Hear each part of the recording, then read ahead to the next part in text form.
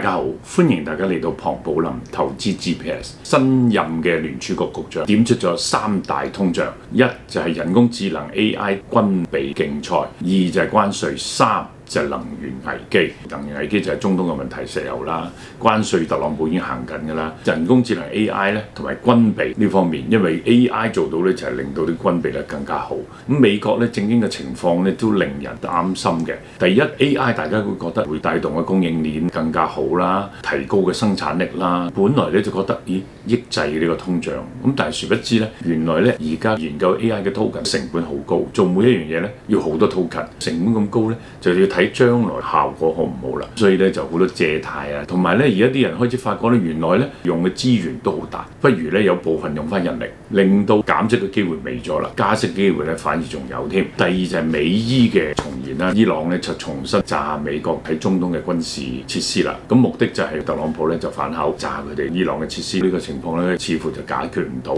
大家都要留意咧呢個會唔會影響到特朗普中期選舉11月就已經見真章㗎啦。咁另外咧就係美國 AI 嘅股 AI 就需要好多錢，同埋佢要做一個咧不惜工本咧做，要贏晒全世界，要發展就係錢。其實好多美國對沖基金咧借呢樣嘢咧，就喺今年第二季係賺好多錢嘅。咁譬如話最出名有個對沖基金大鱷叫做泰柏 David Tepper， 咁佢咧就喺呢方面賺到好多錢，但係佢都差唔多沽晒，包括有韓國嘅晶片啦、日本嘅晶片公司啦、美國嘅晶片買好多賺好多錢，但係賣晒。第二咧就係南韓嘅晶片，亦都係好犀利，佢就啱啱上個星期五咧就係 ADR 上市嘅國海力士。其實 ADR 上市咧佢就升得唔錯嘅，佢上市嘅定價咧就係149蚊美金，但係佢上咗市咧就升咗14%。喺美國嚟講升14%，唔代表亞洲韓國市場會升，因為美國啲資金多咧，正常咧就已經有個日價，所以大家唔好有個錯覺，唔會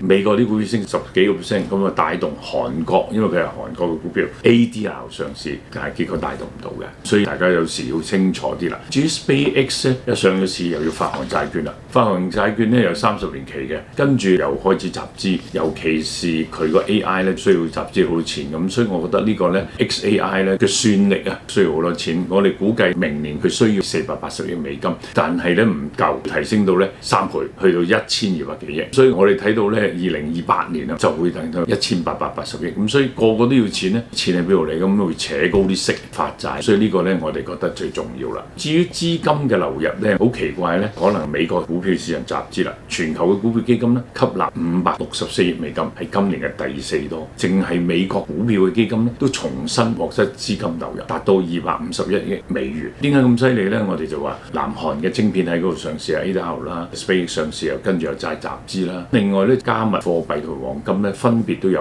5億美元同埋3億美元，但係呢啲係少數，起碼就穩健咗啲。但係我哋睇到咧，其實美國嘅10年期債息咧早少少話回落啦，又唔會加息啦，咁就回落到4.521，講都未講完。而家最新美國個國債10年期已經係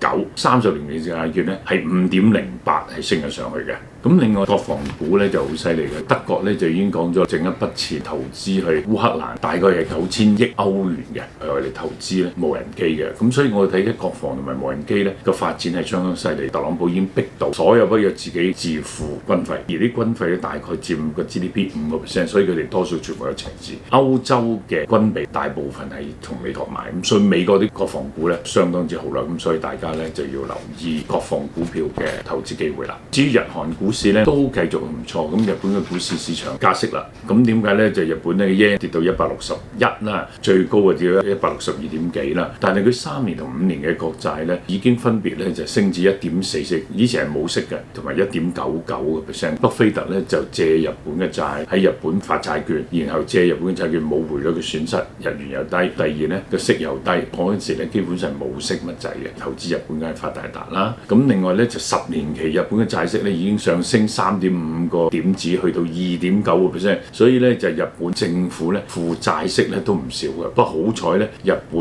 嘅債券持有人大部分日本人就唔係外國，咁就好啲。咁我哋估計10年期嘅債息咧會超過3%，開始憂慮咧日本政府咧借貸成本係高。咁而家佢係靠咩咧？佢靠希望有個通脹，啲債息上，但係咧佢希望就喺 AI 嘅投資同埋國防嘅投資咧，因為國防嘅投資咧唔止投資咧，即係保護自己，仲去打人啊、進取啲啊。咁樣。咁呢方面會唔會令到日本嘅經濟好啲，啲企業會好啲呢？咁我哋要睇啦。咁但係20年嘅債息咧已經升到3.89%啦，30年至40年咧更係突破4厘。所以咧而家日本嘅債券嘅息率咧係直逼美國嘅。所以呢兩個市場如果一旦嘅資金短缺嘅時候咧，大家就要留意啦。咁韓國咧三星業績咧就出咗嚟啦，咁大概係4560億港元，好過預期好多。但係一好消息嘅出貨，即係好似好歷史咁樣，都喺美國 ADR 上市之後咧，亞洲包括韓國股市係跌㗎啦。中港股市嚟講咧，我哋覺得晶片股嘅繼續好啦，因為中國喺呢方面相對嘅估值係比較低啲嘅 ，AI 應該繼續持續嘅。中國嘅晶片估值係平嘅。最近嚟講咧 ，Meta 收購嘅 Meta 咧全收購唔到，因為國家就唔俾佢收購啦，可能咧就騰訊去買。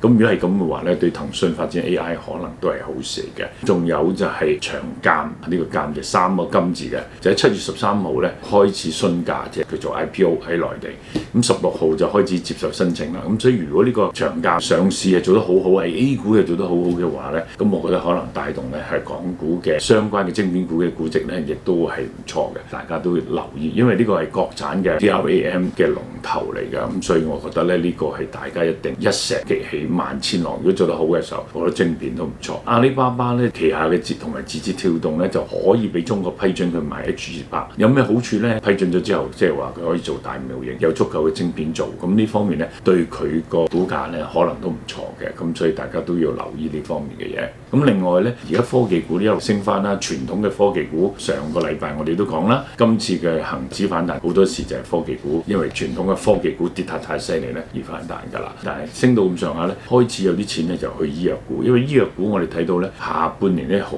多內地嘅大基金公司已經部署咧出呢方面嘅 ETF， 或者佢哋嘅基金加重喺醫藥股，因為醫藥股咧喺中國嚟講，佢個專業嘅成本好平，譬如醫生啊、研究啊，所以喺醫藥嗰方面嘅研究咧可能係加快，更加咧就會有多啲好嘅企業加上 AI 嘅配合。所以大家如果睇到股市有調整嘅時候咧，都要記住醫藥股一頓調咧，亦都係一個吸納嘅對象。港股咧就地產股係唔錯，今年嚟講地產賣得好好，尤其新屋啦、二手都唔錯，大概升咗10% 到嘅地產住宅嘅價格。所以我哋覺得咧就係地產咧今年嚟講係唔錯嘅。咁所以我哋預期咧地產股咧今年嘅盈利咧有機會係18% 左右，因為嘅盈利好可能係增加啲派息，仲要就係美國加唔加息。如果美國加息對佢有影響，但係如果美國保持喺呢個水平或者加息，但係可能香港唔使加嘅話就好啦。咁能源同埋豬肉嘅其他嘅價格裏邊嘅 CPI 繼續放緩啦，呢個係唔係幾好嘅 PPI 咧繼續係升到差唔多4.1%。PPI 嚟講咧受到咧就係中東嘅事件影響啦。咁呢方面我哋要留意。至於汽車股啊其他嘢都會受害嘅，因為個承受唔好。但係我哋要睇咧政府有冇呢個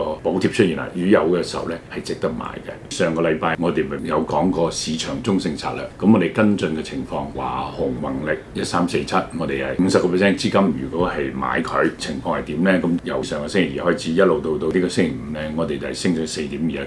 中芯國際咧升咗5.15% 嘅，所以如果我哋係一個揸一個沽嘅話咧，咁大概我哋係蝕咗0.94差唔多。咁但係智保咧升得相當之好啦，2513咧7月6號嘅時候收市咧係1530嘅，7月10號收市係1640，升咗7.19%。但係 Minimax 咧，我哋沽佢嘅咧咁就好啦，因為佢咧個價格跌得多，335同268，即係跌咗19.82%。因為我沽佢咧，所以個負數咧就19咧變咗正數，19再加埋7%咧係27%。點解配股供應會影響到咧？咁我哋要解釋少少啦。因為咧 Minimax 咧個升幅係少嘅，上市到而家，但係咧智保咧升咗成19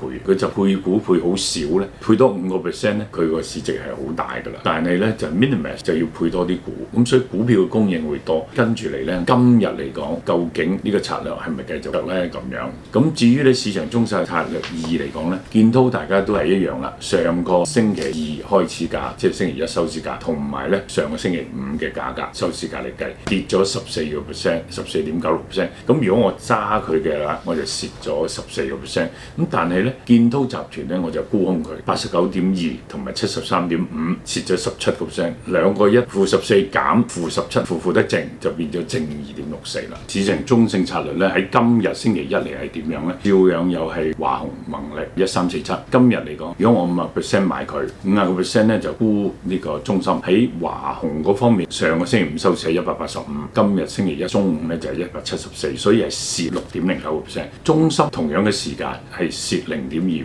兩個加埋一個係買入佢就係負6.09，沽空嘅咧就負0.25，所以加埋就蝕咗5.84。至於智保咧2513咧50%買佢，上個星期五嘅收市價就1640嘅，今日咧中午嘅收市價就係659，就升咗1.16%。咁呢個賺得好似唔係好多，但係咧如果 Minimax 就跌得緊要啦，佢個供股嘅數目好多，因為佢每個股嘅價值咧唔係咁高，所以佢集資咧配好多股出嚟，供應好多，所以造成沽空係好容易，借貨又容易。結果咧上晝咧跌咗14.3%，兩個加埋1.16減負14.3，即係15.53。仲有咧就智保咧配股價係1588。而家咧個價錢咧係1635，其實唔係差好多，就同 Minimax 咧就好唔同啦。所以點解我哋揸智保 short Minimax 就係咁嘅原因啦。至於市場中性建滔積層板同埋建滔集團，咁50%買，上個禮拜五嘅收市係62.8，但係7月13號即係今日星期一中午咧就係53.3，跌幅大概就係蝕咗15.3%。但係建滔集團咧，我哋借貨嚟講，上個禮拜五咧收市係73.5，今日中午嘅收市價61.2，蝕咗負16.73，咁負15.13減負16.73，反而係正1.61嘅。咁即係話呢個策略咧有微賺，咁所以我哋投資咧有時要分散幾個策略嘅，最好咧就兩種策略。好啦，時間差唔多啦，我自己係東企喺證監嘅持牌人士，冇持有上述所講股票，但係我哋嘅公司咧同埋投資組合或者基金持有 SpaceX、騰訊、Meta、阿里、中芯、建滔積層板同埋 Minimax。如果大家中意呢條片咧，請 comment、like、subscribe，最緊要按呢個鐘仔啦。拜拜，多謝晒。